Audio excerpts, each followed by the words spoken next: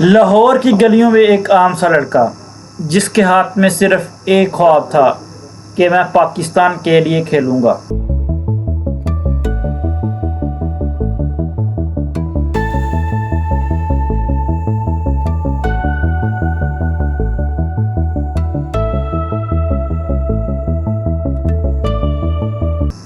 کسی نے نہیں سوچا تھا کہ یہ لڑکا ایک دن دنیا کے بہترین بلے بازوں میں شامل ہو جائے گا۔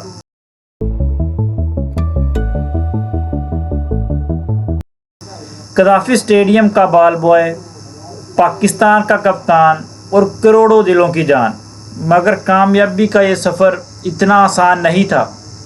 تنقید، دباؤ، ناکامیاں ہر قدم پر موجود تھی۔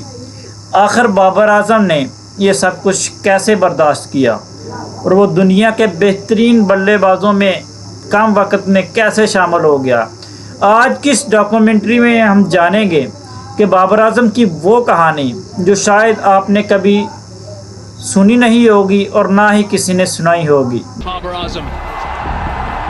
Pakistan have a world-class batsman in Babar. Babar is, they talk about the big four. At the moment, he's the big one. And this man is world class. He's one of the world's. आजम विराट कोहली को पीछे छोड़कर one day international में दुनिया के number 1 batsman बन गए हैं। Currently best ODI batsman and what a knock. Taken by Babar Azam. He's cracked a great 100. جی ہاں، آج کی جو ویڈیو بابر اعظم کے نام 15 اکتوبر 1994 کو لاہور میں پیدا ہونے والا یہ لڑکا جس نے قذافی اسٹیڈیم میں بال بوائے کے طور پر اپنے خوابوں کا آغاز کیا، آج وہی بابر اعظم 15,000 سے زیادہ انٹرنیشنل رنز کر چکا ہے۔ ون ڈے کرکٹ میں 6,500 سے زیادہ رنز، ٹیسٹ میں 4,400 سے زیادہ اور T20 انٹرنیشنل میں 4,500 سے زیادہ رنز اس بابر اعظم کے نام ہیں۔ یہ صرف اعداد و شمار نہیں بلکہ برسوں کی محنت، صبر اور مسلسل جدوجہد کی یہ کہانی جانیے آج کی اس ویڈیو کے اندر۔ आजम विराट कोहली को पीछे छोड़कर वनडे इंटरनेशनल में दुनिया के नंबर 1 बैट्समैन बन गए हैं। Currently best ODI batsman and what a knock. Taken by Babar Azam. He's cracked a great 100. السلام علیکم، کیا حال چال ہے؟ ٹھیک ٹھاک ہیں؟ میرا نام ہے محمد زین اور مجھے آپ لوگ دیکھ رہے ہیں اس یوٹیوب چینل کے اندر۔ اور جی ہاں، میرے پیچھے آپ لوگ ٹریک سوٹ، ٹراؤزر اور ٹی شرٹ اس طرح کی بہت ساری ورائٹیز دیکھ رہے ہیں۔ جی ہاں، ہمارا ٹریک ویئر .store کے نام سے آن لائن اسٹور ہے، کپڑوں کا ایک برانڈ ہے۔ آپ چاہیں تو اپنا آرڈر پلیس کروا سکتے ہیں اور allow to open, cash on delivery ہمارا پارسل ہوتا ہے پورے پاکستان کے اندر۔ جی واپس آتے ہیں اپنی اس ویڈیو کے اندر۔ ایک عام سے گھر میں پیدا ہونے والا بابر اعظم آخر دنیا کے بہترین بلے بازوں میں کیسے شامل ہو گیا؟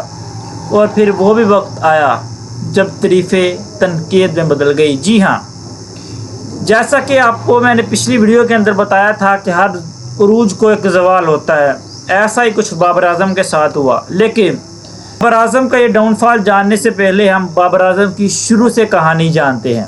کرکٹ سے محبت کرنے والے خاندان سے تعلق رکھتے تھے۔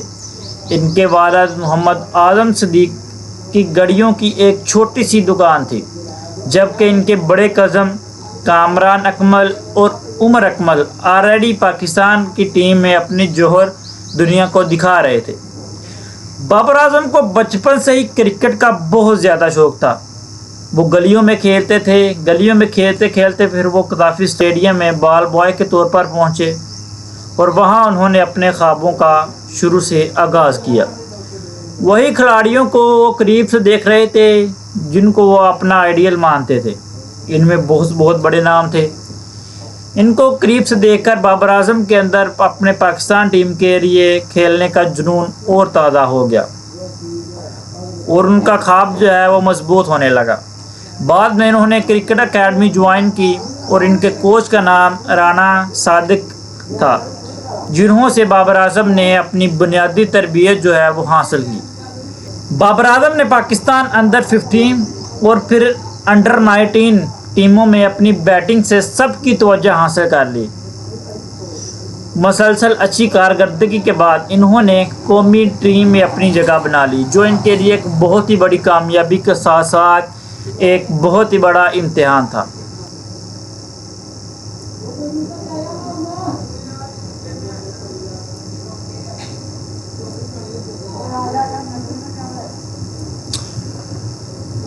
پھر وہ وقت آیا 2015 میں، انہوں نے پاکستان کے ایریے بین الاقوامی کرکٹ میں قدم رکھا، یعنی ان کا یہ پہلا بین الاقوامی میچ تھا۔ ابتدا میں ان پر زیادہ توجہ نہیں تھی، لیکن مسلسل محنت اور خوبصورت تکنیک اور بیٹنگ کی وجہ سے انہیں ٹیم کا اہم ترین بلے باز شامل کر لیا گیا۔ چند ہی برسوں میں بابر اعظم نے دنیا کے بہترین ون ڈے بلے بازوں میں اپنا نام شامل کروا لیا۔ ODI batsman and what a knock. Taken by Babar Azam. He's cracked a great 100 here. ان کی بیٹنگ کی کچھ ایسی خاص باتیں تھیں جن کی وجہ سے انہوں نے جلد ہی اپنا عروج حاصل کر لیا۔ خوبصورت کور ڈرائیو جو کون نہیں جانتا، بڑے بڑے جو بلے باز تھے انہوں نے بابر اعظم کی اس کور ڈرائیو کی تعریفوں کے پل باندھ دیے۔ مضبوط تکنیک، دباؤ میں لمبی اننگز کھیلنا، مستقل مزاجی کے ساتھ اپنی بیٹنگ کو رواں دواں رکھنا، بابر اعظم کو دنیا بھر کے سابق کھلاڑیوں نے اس جدید دور کے بہترین بلے بازوں میں شامل کر لیا۔ اب بابر اعظم پر بہت ہی مشکل وقت آنے والا تھا۔ وہ وقت تھا کہ بابر اعظم کو کپتانی جیسی ایک بڑی ذمہ داری سونپ دی گئی۔ کسی بھی یہ جانتا تھا کہ شاید بابر اعظم ہی ہے جو اس ٹیم کو ورلڈ کپ، عمران خان کے بعد یہ ورلڈ کپ جتوا سکتا ہے، کیونکہ بابر اعظم کے اندر محنت، صبر، خوبصورت بیٹنگ تکنیک تھی اور ایک مستقل مزاجی تھی۔ بطور کپتان انہوں کو بہت ساری چیزوں کا فیس کرنا پڑا، دباؤ، سوشل میڈیا کی تنقیدیں، ٹیم سلیکشن، مسلسل توقعات جیسے چیلنجز کا بابر اعظم کو بہت زیادہ سامنا جو ہے وہ کرنا پڑا۔ آخر کار وہ وقت آ گیا جب بابر اعظم کا ڈاؤن فال جو ہے وہ شروع ہونے والا تھا۔ کپتانی میں جب انہوں کو کپتانی سونپی گئی تو شاید انہوں کی وہ پرفارمنس نہیں رہی جو کپتانی سے پہلے تھی۔ شاید یہ کپتانی کا لالچ تھا یا اپنے آپ کو منوانے کی ایک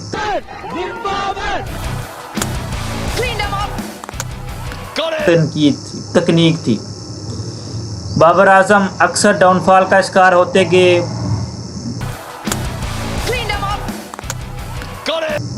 وہ کبھی 0 پر، کبھی 8 رن پر، کبھی 10 رن پر اپنی ڈریسنگ روم میں واپس آ جاتے تھے۔ ہر عظیم کھلاڑی کی زندگی میں ایک مشکل وقت آتا ہے۔ بابر اعظم کو بھی فارم میں کمی، شدید عوامی تکنیک اور سوشل میڈیا کے دباؤ نے ایسا اندر سے کھوکھلا کر دیا کہ بابر اعظم کی یہ فارم آج تک بھی واپس نہیں آ سکی۔